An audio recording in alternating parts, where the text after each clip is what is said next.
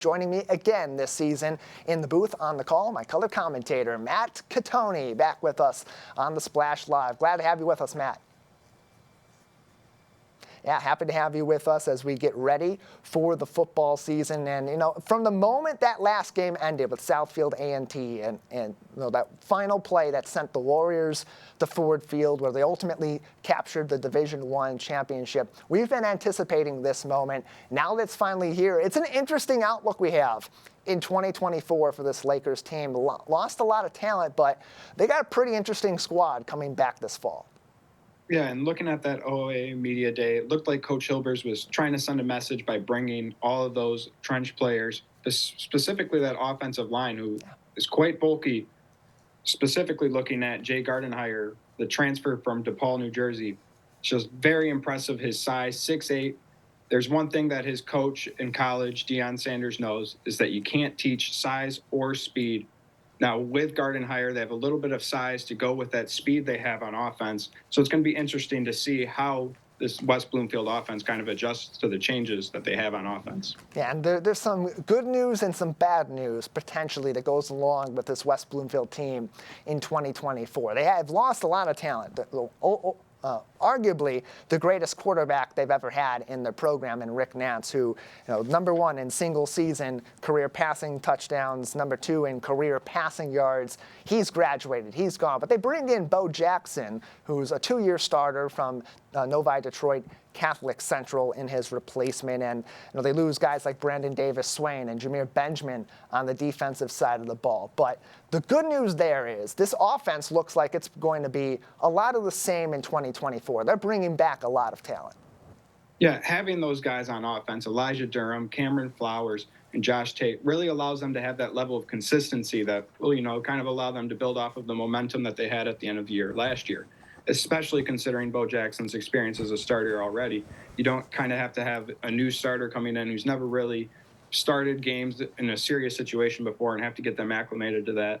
They should kind of really just have to have a 1 or 2 game scenario to where they kind of get used to playing together and then take off from there. Yeah, Bo Jackson completing 51% of his passes on average over the past 2 seasons at Catholic Central, over 1,000 yards passing and 12 touchdowns in his first season, and then 752 yards and 5 touchdowns as a junior in the year. Going to have a lot of weapons on this offense with Flowers, the now Toledo commit, and Elijah Durham, who's starting to get the attention he deserves with offers from Wisconsin, Western Michigan, Toledo, and more. That 3-star senior who will likely be a 4-star by the time we get to the end of this season. On the other side of things, very young defense for the Lakers, especially in the trenches, losing a lot of that core on the defensive line.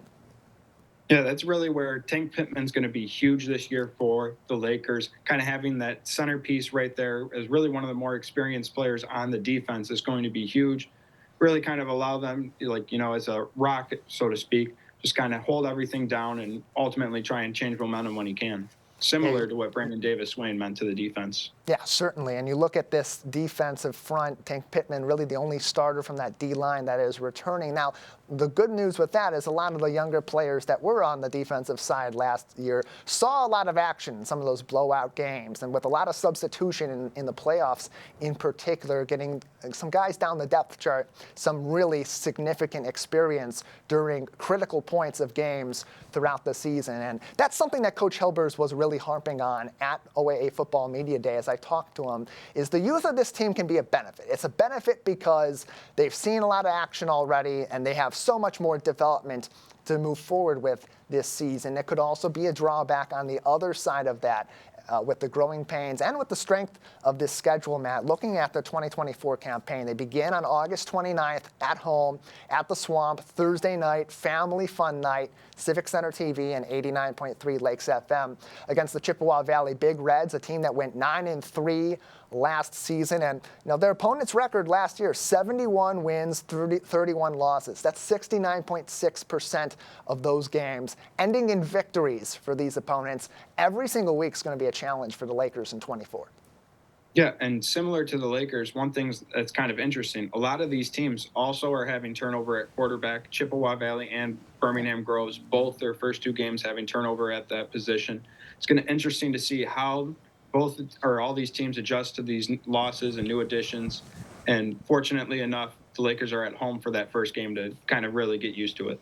Yeah, the first couple games for the Lakers going to be very telling for this team, going up against Chippewa Valley, always a challenging squad to match up against, and then going up against Groves as well, a team that also made the playoffs. And then from there, you got a really challenging schedule. Rochester Adams, Southfield A&T, Clarkston, Lake Orion, and then an Oxford team that I'm expecting to make a big jump this year. A lot of juniors and seniors on that team. They had a lot of success on the offensive side of the ball against the Lakers in the rain on the big blue turf last season. Jack Hendricks is going to be a problem. Luke Johnson may be the best running back in the entirety of the OAA. And Matt, as we look at the official preseason coaches poll released on Friday, you're not going to be able to see it from here on the screen. Number 1 in the OAA red by the coaches West Bloomfield, followed by Lake Orion, Clarkston, Oxford, and then Rochester Adams. As we get ready for that first game on August 29th, Matt, what are you hoping to see from the jump from this Lakers team that, again,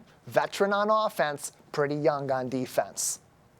Discipline, really. And that's one thing I know that Coach Hilbers is really going to coach up is discipline. Young defense, so you don't really want to see that many penalties. Really see them not put themselves in bad situations, see them make those crucial stops on third down. In offense, you just don't want to see any turnovers. New quarterback, want to see just kind of him keep things level, not turn the ball over, and just keep the offense on schedule. Guys, I'm expecting to make a big jump. Jaden Allos, excellent on defense late last season, locked down in the playoffs, pair of interceptions against Rochester Adams. And Jonathan Edison also on that defensive side had some big plays late in the season coming up on the depth chart. Look to also see maybe more of the running game get involved in 2024 with Josh Tate. Matt, anything else for us before we head off today and get ready for August 29th?